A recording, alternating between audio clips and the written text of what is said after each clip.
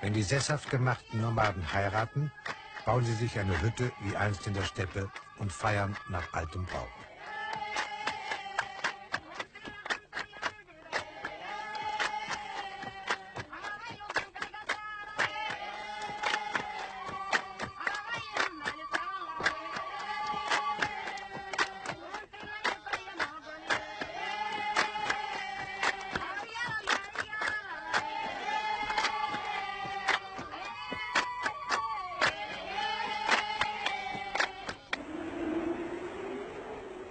Der flache Süden des Landes ist mit Regen besonders gesegnet.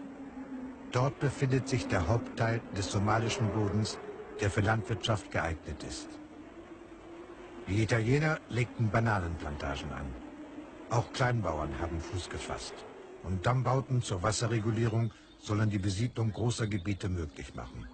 Zum Teil mit Nomaden, mit sesshaft gemacht. Das Wasser, das Land und das Vieh sind die großen Gaben Gottes an die Nomaden, nicht etwa an alle Menschen. Das ist der Reichtum des Landes.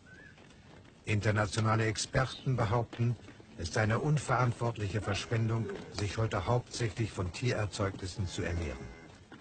Gleiche Kalorienmengen aus Getreide seien viel billiger zu gewinnen. Für Somalia stimmt das nicht. Dort wird die Energie eines Bodens, der anders nicht nutzbar ist, in gewaltige Viehbestände verwandelt.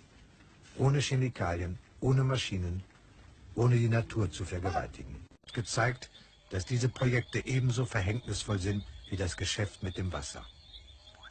Denn die Nomaden brauchen dieses Land in der Trockenzeit, um weniger ergiebige Weideflächen zu schonen. Bei anhaltender Dürre ist das Gebiet zwischen den beiden einzigen Flüssen, die ständig Wasser führen, ihre letzte Zuflucht. Der bereits bebaute und dennoch bebaubare Boden sind Bestandteile eines Hirtensystems, das zusammenbricht, wenn ihm dieser Boden entzogen wird.